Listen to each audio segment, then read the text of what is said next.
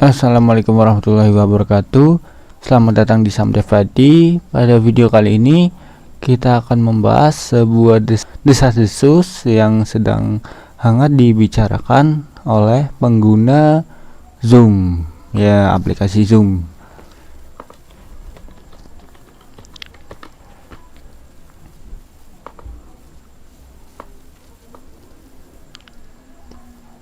Karena dunia sedang dilanda oleh virus corona, sekarang banyak sekali meeting, kelas online, atau pertemuan dilakukan secara online. Jadi otomatis pengguna Zoom sangat-sangat melonjak drastis dan sekarang sangat populer sekali. Dan bagaimana dari keamanan Zoom ini? Apakah benar banyak pencurian data yang terjadi, atau bahkan pihak Zoom-nya menjual akun ke dark web? Kita langsung saja kita buka sumber informasi yang kredibel, terpercaya. Kita buka di sini CFI.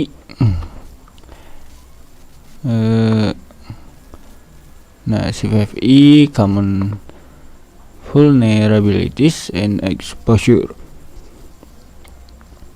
Mungkin user interface-nya, tampilannya kurang enak sekali untuk dilihat. Ini merupakan sumber yang terpercaya. Kita buka Zoom. Oke. Nah, ini dia. Kasus yang pertama, the Zoom client before. Ini adalah versi dari Zoom-nya on macOS. Di macOS, low remote code execution, vulnerability, and Zoom opener installed can be opened and attacker can remotely execute. Wah, ini parah sih. Kalau kita pakai macOS, jadi orangnya bisa mengeksekusi dari jarak jauh. Nah, gitu. Apa sih namanya dunia hacking itu? Kalau nggak salah pivot, saya agak lupa, tapi kalau nggak salah kayaknya pivot. Itu mereka bisa mengeksekusi kode di laptop kita. Mereka masukin file ke dalam aplikasi Zoom ini kayak di bind gitu, terus file itu tuh bisa nanti mengeksekusi tereksekusi di komputer kita, lalu diterimalah respon di komputer si hacker sana. Jadi si hacker sana sudah mengambil kendali penuh laptop kita. Nah, itu jadi yang pakai macOS nih ya. Nanti saya jelaskan kenapa kalau pakai macOS. Nah, di sini yang kedua ada macOS juga ini. Remote attack serta join video call. Nah, jadi si usernya ini bisa dipaksa untuk masuk ke dalam kamera laptopnya, itu bisa menyala sendiri. Itu dari macOS juga ini. macOS juga yang kena. Ini bisa di blocking ya, blocking exploitation. Saya nggak punya Mac sih, saya mau install di laptop, banyak yang ngebug hardware-nya. Oke, kita lanjut ke CFI yang ketiga. Apalagi nih? Wow, macOS lagi yang kena. Before version 4.1. Ini juga ada dua versi. Wah, dan Linux juga kena lagi ini. Tapi kalau kita paham Linux nggak mungkin terjadi sih. Tapi kalau di Linux paling itu di daerah user yang biasa aja, nggak akan masuk ke super user. Super user pasti sudah dilindungi. Kalau kita juga pasti sudah bisa melindungi, karena di Linux itu ada alias. Alias itu yang bisa mengubah arah sistem. Jadi dia menggunakan arah sistem default, dan si user Linux itu bisa ganti, misalnya sudo su itu kan untuk membuka sebuah super user, itu bisa diganti dengan alias atau dengan nama kita sendiri. Itu adalah kelebihan Linux. Yang keempat, the Zoom Cloud Meetings. Spoof service attacker ini bisa masuk ke dalam meeting itu, terus bisa mengeluarkan kita dari situ juga. Kalau spoofing itu bisa mengarahkan misalkan kalau kita buka Google, www.google.com, ternyata Yang terbuka itu Instagram. Di sini tulisannya google.com, tapi ternyata Instagram atau yang lain, tergantung dari si attackernya. Kalau kita nggak lihai, kita pasti bisa kena. Nah, jadi ada beberapa faktor juga karena di Zoom ini tidak menggunakan sertifikat. Sertifikat itu kalau misalkan di sini ada HTTPS, S-nya itu sertifikat, itu udah dijamin aman oleh perusahaannya. Dan yang terakhir, wah parah banget sih, skornya 10. Sampai kena admin nih.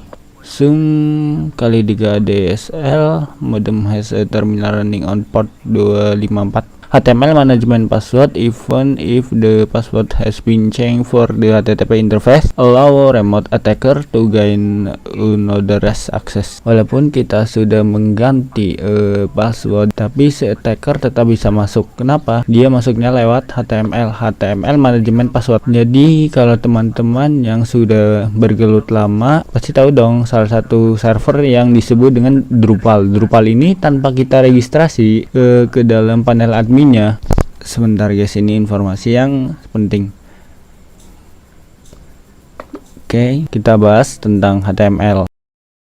Jadi begini, ini adalah server, ini adalah sebuah server, dan jadi ini adalah websitenya.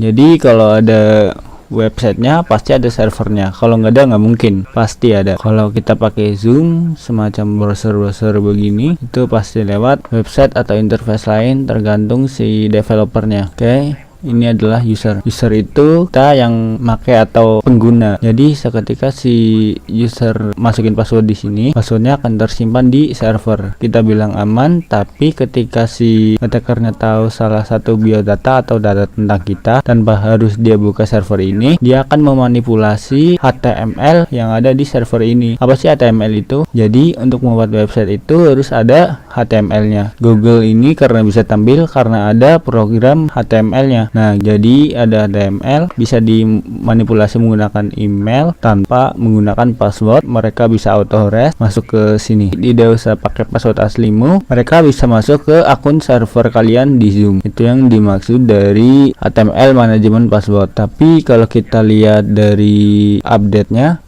kalian bisa lihat di sini public date-nya 2019 bulan 7 tanggal 12. Ini 2019 bulan 6 tanggal 30. Kalau menggunakan Zoom yang versi terbaru sih harusnya aman sih kalau yang versi terbaru, karena kalau dia di sini tahunnya sudah lama-lama sekali. Mungkin ya masih ada beberapa kekurangan atau celah. Saran saya kalian gunakan email atau kalian gunakan identitas yang bukan merupakan data pribadi kalian atau menyangkut akun-akun kalian yang lain. Jadi kalian buat satu akun yang benar-benar akun itu bukan kalian. Maksud saya, misalkan kalian biasa menggunakan password A, silahkan kalian gunakan password B, C, D, dan seterusnya. Karena hacker itu atau attacker itu akan men-tracking jika salah satu data kalian sudah diketahui.